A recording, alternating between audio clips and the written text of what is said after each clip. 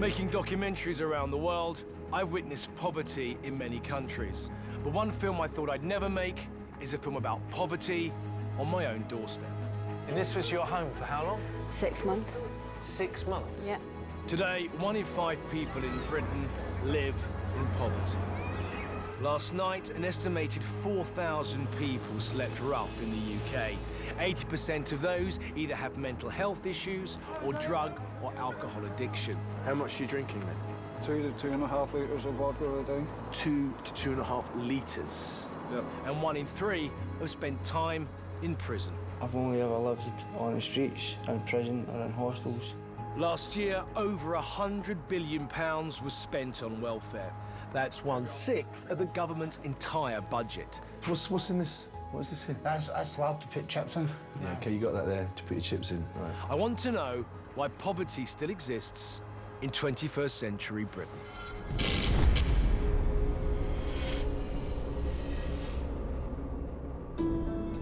After an extensive regeneration project, Glasgow is once again a thriving metropolis, attracting international tourism, and has just won the bid to host the Commonwealth Games in 2014. I've come to Glasgow not only because it epitomises the issues which are trapping millions of people in a cycle of poverty across the UK, but also because the city is pioneering initiatives to break that cycle. Certain parts of the city have a 68% unemployment rate. Drug addiction rates are some of the highest in Europe, and life expectancy for some is as low as 54 years. With the economic downturn and cuts to benefits, more people are falling into poverty. Today, there are over 10,000 homeless people in Glasgow. Salt and Light is a Christian outreach charity that supports Glasgow's neediest. Their bus serves as a mobile community centre during the day and a soup kitchen for the homeless 2 nights a week. Anne Wallace founded Salt and Light 11 years ago. That bridge has a particular significance for you, doesn't it?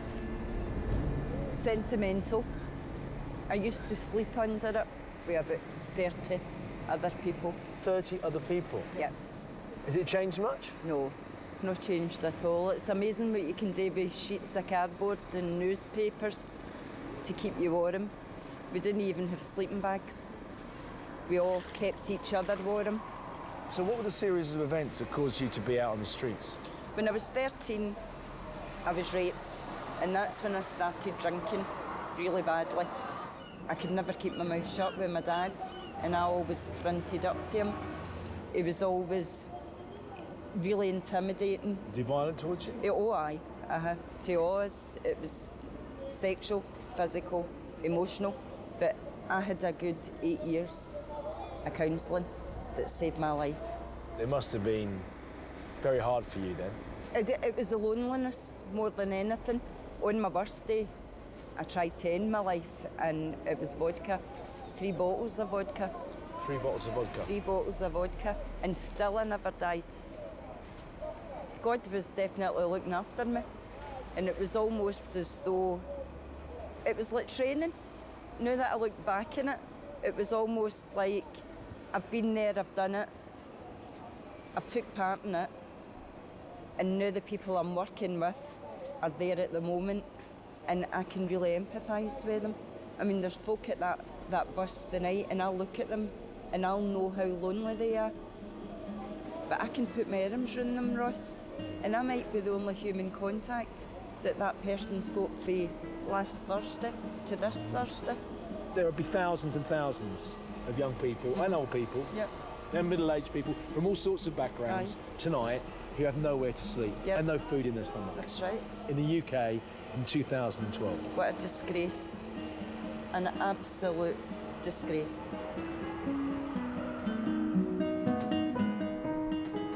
I'm going to meet one of Salt and Light's regulars who served with the British Army for 6 years. Dave is one of Britain's many homeless. How important is Salt and Light? How important? Yeah. If it weren't for them, I'd go hungry. Really? Honestly. How did you get involved in the drug deal? It's hard to say. It was one of these ones where you just forget about the flashbacks. Are you talking about flashbacks of what? Sorry. Well, I've now been diagnosed as PTSD. Yeah. So when I do stuff like that, it's just, you forget. Where did you serve when you were in the army? The 5th Skins, Yeah, and where did you go? Bosnia. Bosnia, you're in Bosnia, yeah? 2 tours of Bosnia, that was enough for me. I mean, you're saying that you're drinking and you're taking drugs to kind of like cut out the problems The that you drugs have. ain't a major issue, it's a drink. The drink. How much are you drinking then? 2 to 2.5 litres of vodka a day. 2 to 2.5 litres. Yep. That's from How much have you drunk today then, for instance? Do you know? Like 2.5 litres of vodka. So how? But that's from when I wake up, which could be 6 o'clock in the morning right through until I go to sleep. It's not a binge drink, it's just, Continuous. yep. And where do you find the money to buy your drugs and to buy that kind of amount of alcohol? If you're going for that amount of alcohol, that's a lot of money a week, isn't it? Friends and family, Where are you living now? homeless. So where are you sleeping tonight? I can show you where I'm sleeping if you want. Dave was happily married for 17 years and has 2 children. But since leaving the army and the breakdown of his marriage, he spent time in hostels and sleeping rough on the streets. See the scaffold? The actual scaffold? You think how big that beam was? I could get up there in 2 seconds flat. I'm nuts with a drink. Skippering is slang for sleeping rough. Are you skipping in there, aye? No, we Aye. Done it all. Under bridges, this is what we need to do. That's life in Glasgow. Know what I mean? We're not getting nothing there, well, know what I mean? A stamp's been put on our heads now in this town now. Don't give him any money, don't walk near them, know what I mean? They're drinkers or drug users, know what I mean? We're not all bad people. It's nothing to be proud of, but I'd rather be in a jail where I know I'm safe. I've got a telly now, I've got 3 square meals a day, and I can just lie myself. Don't need to be paranoid about walking about a town.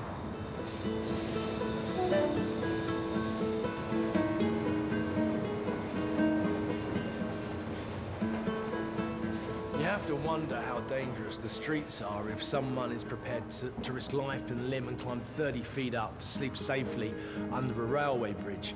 And if prison is a better option and people are prepared to commit crime to get there, what's that costing us? Not only as taxpayers, but also as a society.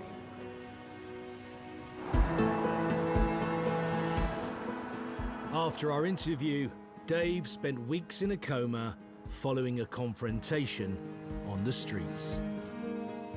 You're 13 times more likely to be a victim of violence if you're homeless. Nearly 30% of the homeless population is female. Gillian has been homeless for 6 years.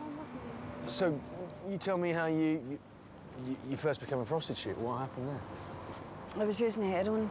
I ended up using heroin through a relative sex partner was injecting me with heroin. What, he was just injecting you? Well, you must have, did you not want to be injected? I was 9. You were 9 years old? 9 years of age. He started injecting me with heroin. I had to keep that for my family. I kept that for my family. Why was somebody injecting you with heroin when you were 9 years old? To abuse me. At 9 years old? He told me I was diabetic. He told you you were diabetic? Well, He was injecting me with heroin and telling me that it was insulin. and did you not have your parents not around at the time to say they weren't there? They were around, but I was staying with, as I said, a relative. And One of those relatives was doing that to you? yeah. How did you get out of that situation, or didn't you? What happened? How did that cycle stop? When I found out I was pregnant, I told the relative I was staying with, and So hang on, you probably couldn't have got pregnant when you were 9, so when no, on I was pregnant at 17. Pregnant at 17. So that went on, that abuse went on for that many years? Yeah. I wanted to go to school, I wanted to learn, I wanted to do the things that normal people do. I wanted to get an education, but I had to make sure that I had this fixed to make sure that I could get up and do it all. And are you still a user of heroin? I've just started back using heroin again. Yeah, really? How long ago? Just 3 weeks ago, I had a miscarriage. Yeah. And used the heroin to try and block it out. All right, so tonight, what would be the normal routine for you tonight? Work here, do what I can, and then as long as I've got at least 100, 150 a night, that's how long I'll stay at. 150 quid, yeah? That 3 or 4 clients. And then what will you do with that money? Go and buy heroin, make sure that my partner's all right, for clean clothes. And But just the practicalities of you living rough, as it were. What about getting warm? How much sleep do you get? very, very little, very little. I worked it, I thought it was about 4 days that I've been up, but it's not, it's about a week. You've actually not slept properly at all? At all. For a week? For a week.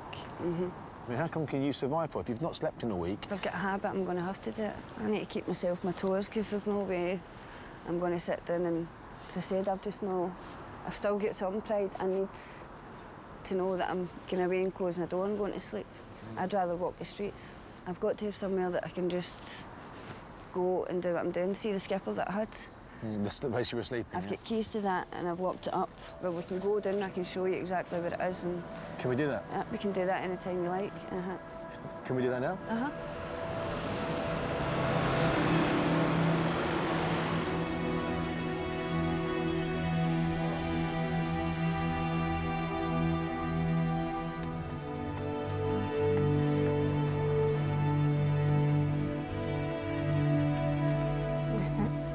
Just watch your footing. Just be careful, because there's barbed wire there. You're better at doing this than I am. So this is where you were, yeah? This is where we were, yeah. Brand new bedding. We had this double bed here. Gillian and her boyfriend have spent the last 6 months skippering under a road bridge. Last night, moneylenders chasing payment from another couple set fire to their skipper. Did you not sometimes think, you know, how did I get here? I mean, you're going to be seen doing this film. Yeah? What do you think your parents will think about that? They'll be amused, but me and my mother don't go on there. We're just two alike, and it's been an ongoing thing for years. I wouldn't embarrass my mother waking up like this. She knows what I do, she knows that I'm on heroin. So I'm not going to exactly embarrass her by turning up in the door and asking for somewhere to stay. I wouldn't do it. I'd rather just walk the streets. You've got kids of your own, haven't you? I'm born 2 girls, yeah. They're at my mother's. As long as I know my mother's looking after them well. And I can't expect to drag kids for pillar to post. You couldn't live with them here, could you? No. And there's no way of you reconciling the differences with your mum? No. No. Just been too long. Not even long. for the kids? Been too long. What I find fascinating about the parallel worlds that exist in this country when it comes to poverty is, you know, just round the corner, there are these very expensive flats, very nice cars, and you know what? I've got a nice car, a relatively nice car, and I live in a relatively nice house. But it's about this parallel that I'm discovering that exists in this city and across the UK of people who live in poverty and people who don't, and how these two worlds seem to be they're paralleled and they're not crossing very often, because you can live there and have no idea, not an iota, that there were people living just there in, you know, as cave people, basically. People should not be living like that when there are other people living like that. And I know I'm one of them. And I think I'm as guilty as anybody else of turning a blind eye to the poverty in this country.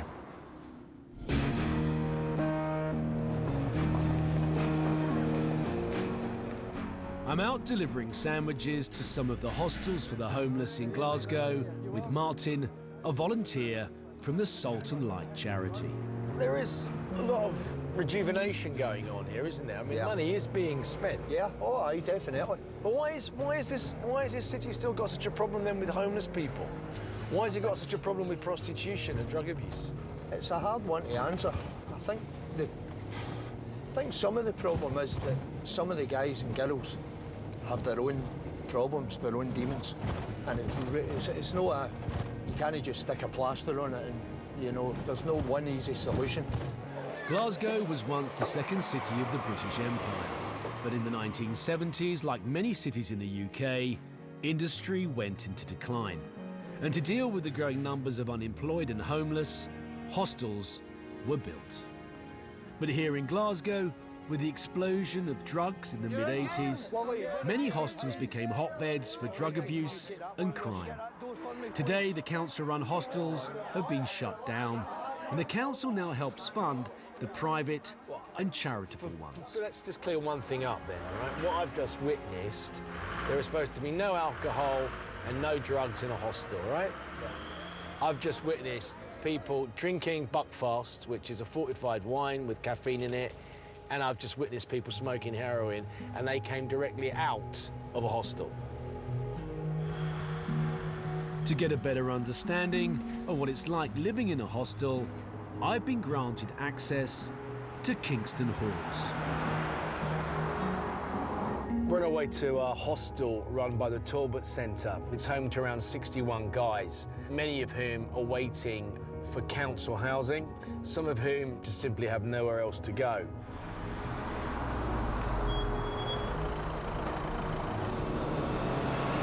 Kingston Halls is one of 7 residential projects run by the Talbot Association, a charity set up in the 70s to meet the high levels of homelessness in Glasgow. Debbie, the manager, explains that Kingston Halls is considered to be one of the better hostels around, and consequently has to turn people away on a regular basis. So this is just one of the rooms? This is one of the rooms. This is Scott? Yeah, this is his room. And how long has he been here, do you know? Oh, about 3-4 months. So he's got a TV, bed, so they have a bathroom that they can use, yeah? Every time they want a laundry done, they just come down, put their name down in the book so they can have a laundry done. Their rooms are cleaned, the bedding's cleaned once a week, but their clothing can be done whatever they want. But so they're not responsible. They're not responsible for cleaning their own. Well, we encourage them to keep their environment clean and tidy, but the domestic staff come in and make sure that it's up to standard. This is part of the refurbishment that I was telling you about earlier. Yeah. These rooms used to be 2 to a room. But a lot of these guys, let's be fair, a lot of them have been to prison, haven't they? A lot of guys have been to prison. So they're used to. Yeah, a lot of guys have come through the care system. So this is. Oh my God, this is very good. Yeah. This guy looks like he's ex-forces by the looks of it. I have stayed in worse hotels than this around the world. Thank you. Really, but it's fantastic. And this guy, clearly, whoever he may be, he takes very much pride in his room. His room and his appearance, by the looks of it. He's far more tidy than I am. Yes, and me. How long can someone stay here, Debbie? It's not indefinite. Is this a stopgap then? This is a stopgap. But some people, once they're out of what we would call a caring environment in terms of having you guys, should something go wrong, or someone to clean. I mean, literally, they do get their rooms cleaned for them as well. Yes, they do. Is there not the risk that by caring for them so much that they become so reliant that going out into the world is so daunting that you don't want to leave an environment like this? To some point, I do agree. However, not everybody here goes to a house and is set up to fail. You know, this is, as you said, a stopgap, you know, and we're here to make the stopgap that wee bit more comfortable. To help with the high demand, there is a makeshift area where 10 men can bed down for the night. And is there a typical person that comes here? Is it somebody that's just freshly walked out of a house or been kicked out of a house? Or could it be someone that's been long-term, you know, living out on the streets? All of them. All of the above, yeah? Can be any of those issues. Yep. And some of them can be well known to you, yeah? Yep. It could have been people, in fact, that have stayed here before, yeah? Yes, indeed, there are. One returning ex-resident is 37-year-old John, who is addicted to Valium. And how much Valium are you taking? About 30 a day. 30 a day? What strength? Sometimes more. Well, what strength were they? 10 blues, 10 mils. 10 milligrams? Yeah. You're taking 30 of those? Easy. That's 300 milligrams of Valium? Easy. It's amazing what a habit can do to you. You know what I mean? Right. And did you work at that? We couldn't No, have worked no, 300 no, milligrams of Valium inside because you. I spent so many years in prison. You know what I mean? That any trades that I do know, I've learned in prison. So coming out to do it here, it's like going to a job interview and saying, oh, I know how to do this, but I learned my trade in prison. Straight away they're going to say, well... You don't get a job, right? You're not going to get a job. So how much time, if you add it up, if you think you've been inside prison? Oh... You're talking about maybe about 12, 13 years. So what about the future for you, John? Well, basically, I've had this question asked to me so many times because of me. I've been living basically on the streets since I was 12. You know what I mean? So it's a long time. And, since you were 12, you've been living out on the streets? Since I left I was put in a children's home and I ran away. From then, I've only ever lived on the streets, in prison or in hostels. So that's a long time, you know what I mean? Also, you're in a cycle that's very hard to break, aren't you? It's not easy. It's a habit of its own. It's going to take a lot, you know what I mean, for me to get to be in a normal life, because I've got a lot of hurdles to climb. There's clearly a pattern emerging here of people going from prison on the streets to hostels, and you have to question if enough being done to get people to stand up on their own 2 feet and take responsibility for themselves, or is it just too easy for them to remain in that cycle? Fraser is a hostel resident who explains to me why presently it's not in his interest to get out of the benefit system. It's £165 a week, regardless. All right. The housing benefit will cover £37, and the rest you have to make up out of your fortnightly money. Your gyro. Yeah. But if I was earning minimum wage and working 40 hours a week, they would still expect 165 quid a week. Which would leave you very little. Which would leave me with what's the point in working? By the time I've travelled to work, fed myself for lunch during the day, I'd actually be in debt. So, I mean, the system's built up so that you have to be unemployed. And then you've still got to justify to the job seekers allowance that you're out there looking for work, or they'll stop your money. Just so you can stay. And I'm having to put on my CV that I've been in prison. And if I want a job, I never tell people I've been in prison, because you just won't get the job. So I'm applying for these jobs that I might get, because the job centre are sending me the referrals, and I'm having to apply for them. But on the bottom of my CV, I'm writing down that I was in prison for 9 months, just to make sure I don't get the job, so I can continue getting my benefits, so that I can get a flat sooner or later. It's, the system's broken. I need to get out and earn my own money so that I can feel good, you know. Because there's nothing better than when you go to the bank at the end of the week and you take out money that hasn't been given to you by the government. You've grafted for it, it's yours, and if you want to go for a pint, go for a pint, you deserve it. Yeah, it's your money. And it'll taste a lot much better as well. And it does. You know, nothing quite like a nice tall glass of lager at the end of the day when you've worked hard and you're paying for it. I mean, it's really nice if somebody else is buying it, but, you know. Yeah. It's clearly wrong that a system intended to get people back to work is preventing Fraser from doing so. And it also highlights that the system is open to manipulation. And if the gap between the money that you earn by working and by not working is so small, then why would you work? The benefit system was set up as a safety net to help people back to work, not for people to adopt it as a way of life. But no matter how much support is offered, there will always be those who fall through the cracks. You pulled your own toes off? Aye.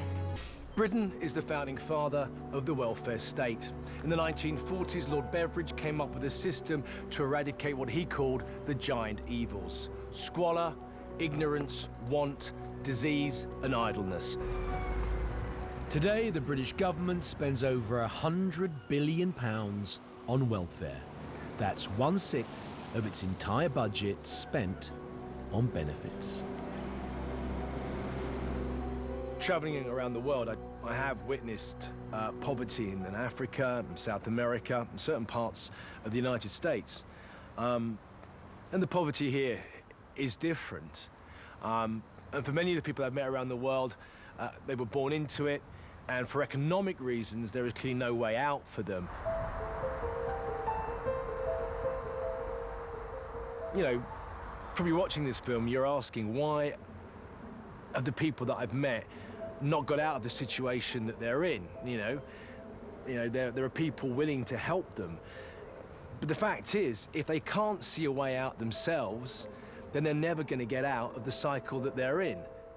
To try to break this cycle of poverty, Glasgow is demolishing its old housing schemes and trying to revive communities.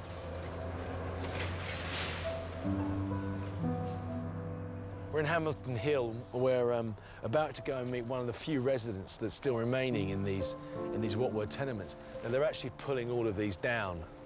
We spoke to a postman just now. He guesses there are around about 50 people still living here, and we're going to meet one of them, a man called Neil. Neil, how are you? Good to meet you, mate. How are you? Come in, yeah? Aye. Come on. Where you go for a bit? This is your kitchen, yeah? Aye, it's Scully, aye. How long have you been here? 5, 6 years. Do you ever use it? Do you use it to cook? Aye. Well, Yeah. have you got the cooker? Yeah. I've not done the dishes yet. What have you got in your fridge right now? Do you like to see? Yeah. Nothing. Nothing. Someone said, please clean microwave. And that was my sister's been on the hospital. What's in this? What is this here? That's flour to put chips in. Yeah, okay, you got that there to put your chips in, right. There's a heart condition, 3 heart attacks. I've got my toes took off.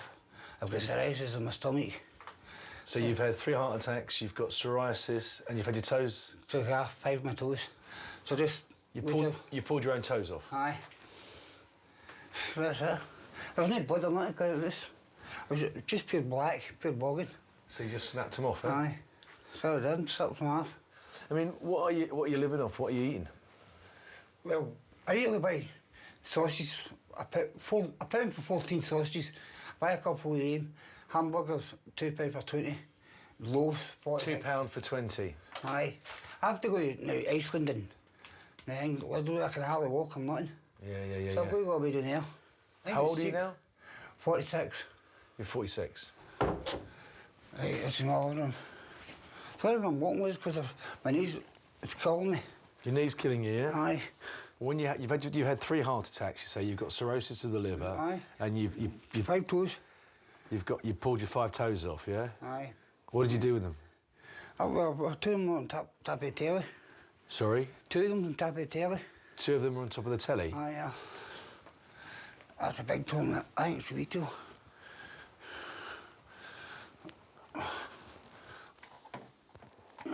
It's all right, let's have a look. That's my toe. That's your toe? That's my toe, aye. I can't see the bone yet. That's it. So I had to twist them off. So you can see the nail there, can't you, and the bone that was behind it. You just broke them off, yeah? Aye, there's another one lying about somewhere. Do you not think that was probably not a very good idea, really? No, because one nurse was telling me they're going to pull off anyway, and there's so much pain I was in. So I just got drunk and just went, here goes. And you pulled your toes off? Aye, and just came off. Yeah. You feel better now, yeah, sitting now? But that's what I do. You've got a son or daughter or anything? Aye, I've got a son. Yeah. But he drinks a lot and all. He drinks a lot? He's staying with his ma. He's staying with his ma, yeah? She doesn't obviously have anything to do with you anymore? Oh, she's a no. She used to get jail me all the time. She's what, sorry? She used to jail me all the time. She used to put you in prison, yeah? Aye, well, even when I never done nothing. So how much time did you serve inside? 4 months here, 4 months here, 30 days here, 60 days here, 30 days here, 3 months here. And what was generally the offence that you were jailed for? Domestic violence. Oh, right. Did you sleep well? No. Yeah, that's what I'm saying. Yeah. Yeah. I mean, all badly bruised. How much money do you actually get a week? He sent me quite a week. And what does that go on? If you're buying burgers, I tell you... Goes on booze, does it? I mostly booze, drink, booze, horses. I don't want the horses. That's my skin. I just go back to the hamburgers, beans, sausages, and all that. It's not that I want to eat that. It's just that I've got to eat that. But a lot of people would say, you know, if you're spending that money on alcohol and you're spending that money on the horses, you know, you should actually be spending that money on some decent food, not 20 burgers. Actually, if you think about it, but if you've been on that drink for that many years, You can't. You can't change, and if you changed it, you die straight away. Neil, did you ever have a job? Did you ever work? No, well, I was a tearaway when I was a youngster. You were a tearaway? Aye. So I was in jail then. I was 16 or that. So what do you think is your future now, looking at where you are now and your health? I think to the end of this year. Say that again? To the end of this year. To the end of this year? That's what I think I'm going to live to. All right, we came to see you today. How often does somebody come and see you? Nobody comes up and sees you, just sit here. Pure bored. Just hope that somebody comes up. And they don't, they don't. That's the way it goes. That's the way I see it. I feel that no one really should be living like that. I mean, he said, you know, we were the first people that he'd really spoke to in a week, and if anybody does come to see him, they knock, see if he's okay, and then leave. I mean, they didn't even go into the flat. He says, can you blame them? And I have to say, no, not really. As he said, he's just waiting to die. And there may be people watching this programme that have judged him and said, you know, that man has got what he deserves. You know, he's ended up where he deserves to be.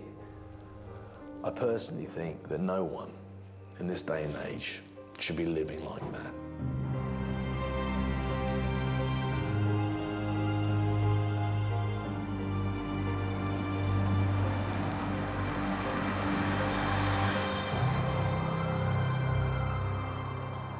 I'm about to discover a new initiative that's helping the homeless and having a real impact. I've tried everything I've tried, and this is the only thing that's ever worked to me.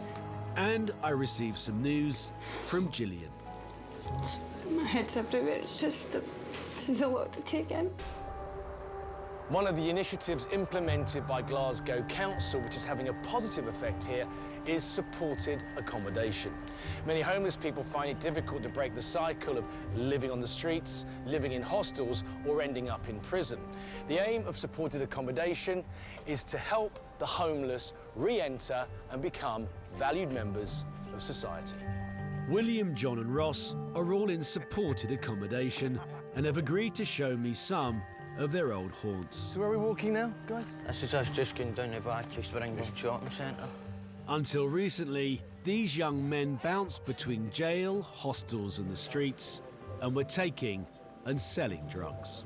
I had a job as a van boy, right, for Evening Times. I remember my pals were selling a lot of drugs in Mary Hill, and I came up and they were letting us know about it, because I used to make like £100 a week or something as a van boy, and I could make triple that in a day. So I ended up finishing my job. I gave my job as a van boy to go and sell drugs so I could have money and stuff like that. So you were making 3 times what you'd make doing deliveries? In a full week, I could do that within that day, no bother. And I had all the drugs that I wanted, so it made perfect sense to go and sell drugs. Well, at the time, that's... How old were you then? 16. 16, what time did you start? How old were you when you started selling? When I started selling, say about 12, 13. 12, 13? Years of age, but my addiction 12, 13. started... It started away before then. I always looked up to the older ones, and it was my big brother and things like that, so they were all smoking the hash. So to be part of, I wanted to do that. And with the drugs came violence. I'd get my hand shavered. That is that's a good scar. I'd get my hand shavered and get my scar right down the back. You're top of your ribbon? Aye, no. What was that with? That was with a Rambo knife. The guy attacked us with, and 3 of them attacked us with balaclavas and that. I got stabbed in the rectum, ended up with a colostomy bag for a year as well. That was on the Wanner. I was left for dead. William, John and Ross were brought up in some of the toughest areas of Glasgow. So we're going to Merry Hill, yeah? Yep. Was it ever merry? Well, it was merry in several weekends, aye. He was merry on several weekends, was it? Many a weekend. I grew up in Mary Hill. My uncles had a big influence, so they did see it, because I was young and stuff like that, and I never had much and stuff like that. I remember they done a robbery, they done a post office and ended up in jail. I remember being young, growing up and thinking, I want to rob a post office and make a lot of money. You wanted to rob a post office? I wanted to be what they were. See, that way when they sell drugs and had lots of money and nice cars and nice girlfriends and when they looked on the outside, their life looked good. Selling drugs, having girls, having money in your pocket, it just appears glamorous, doesn't it? But the reality, is it that glamorous? No, it's not. Well, I have to say, to the untrained eye, that doesn't look bad to me. Well, they're just all new houses. It used to be all tenements. Yeah. See, the thing is, they look good on the outside, but it's the same people, it's inside them. Ross, it's just like addiction. You can dress it up on the outside, but it's the inside you've got to work on. Isn't it, Ross? Yep, exactly. If you were put back, say, over there tomorrow, Ross, do you reckon you'd go back to drugs? See the day, I don't think I would. See the day, I've got a lot of good friends in my life. I've got a lot of good support in my corner. This is a big difference. See, in the past, see when it was going on for me, I would use drugs to suppress my feelings. See, 2 days before Christmas, my wee mum passed away. So she did. My wee mum passed away, and it was like, crushed me. But I didn't need to run away and use drugs. I had people like John and Willie round about me to talk to, you know, and to encourage me and pick me up and, you know, and pull me through it and support me and, you know, just to be there for me. What a lovely day, boys. Yeah. I'd seen the summers, I used to walk with Bergus's on, man. Fucking Pierce, know what I mean? Hood up and all that. Couldn't give him the eye contact and all that. Really? Seen you get clean walk through Glasgow, you end up noticing buildings and all that you've never been there for years, I'm like. Nothing about an addiction, your eyes shut, basically. Can I deal with people with their trainers? People buy their trainers, literally. Because your head's doing that, know what I mean? Yeah, I'm with you. Chill out. See if you someone.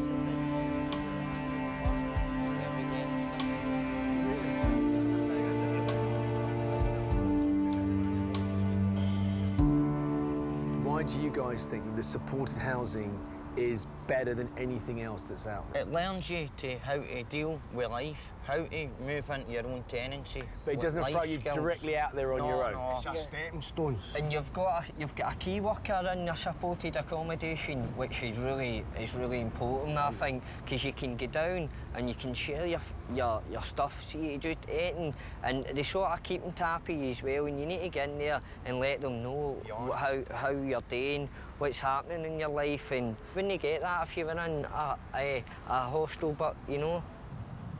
William Hunter House, run by the Salvation Army, not only treats the lads for their addiction, but also teaches them basic living skills so that eventually they'll be able to have a home of their own. How long would you be in supported accommodation before they would consider you OK to go out? You can take you 12 months, it can take you 18 months, it can take you up to 2 years. I've not really heard anybody further than 2 years.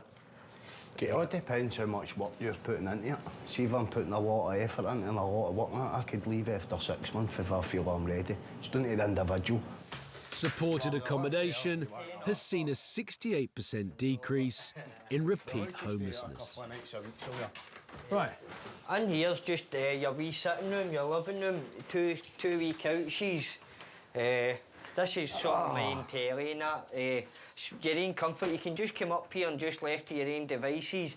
And you get in there, that's your wee kitchen, and you get your fridge and you get your cooker. Realistically, William, are you going to get something like this when you leave here? I should get something better than this, to be quite honest with you. See, William Hunter House, they've got a good rapport.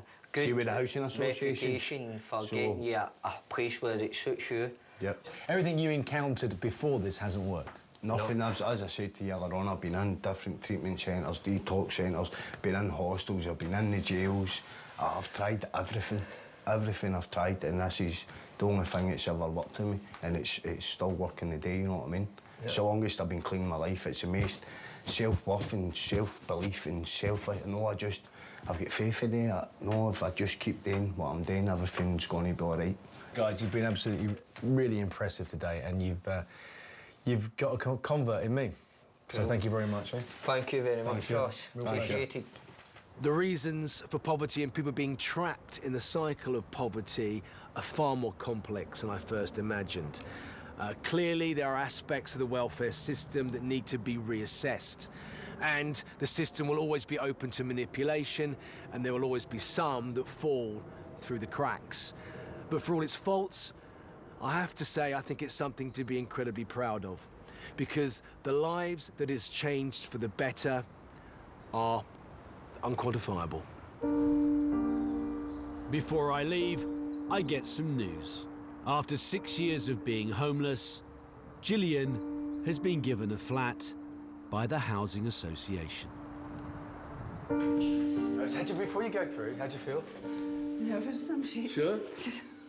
You're shaking? What does it mean to you? Everything.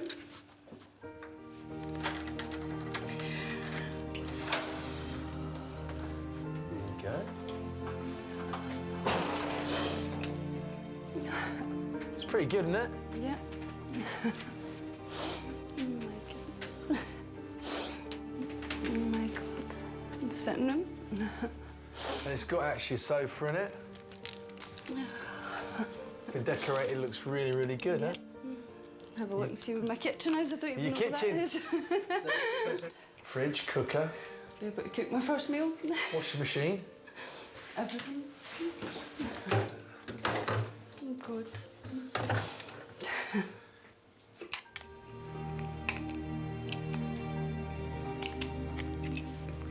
Sorry. It's all right.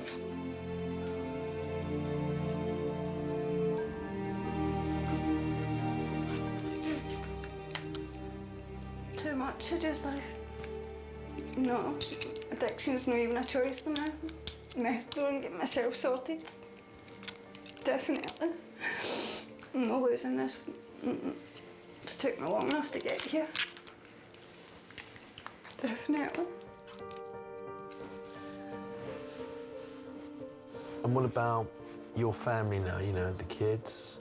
What about maybe having them over in a period of time? I need to speak to my mother in time, hopefully. In time? I think that's right. You have to... Me and my mother are so alike, and we've never seen eye to eye, but I love her for looking after my kids. Without her, my kids could have been in the system.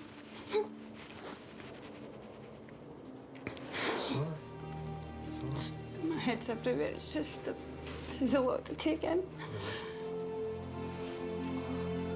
Just can't believe I'm actually here. Well, we witnessed a momentous day in Gillian's life. You rarely see things that make you that happy in life when you see somebody whose life has been pushed and she's been hurt and she's been trampled on, and now she has a chance to turn her life around. And I honestly hope that she achieves that.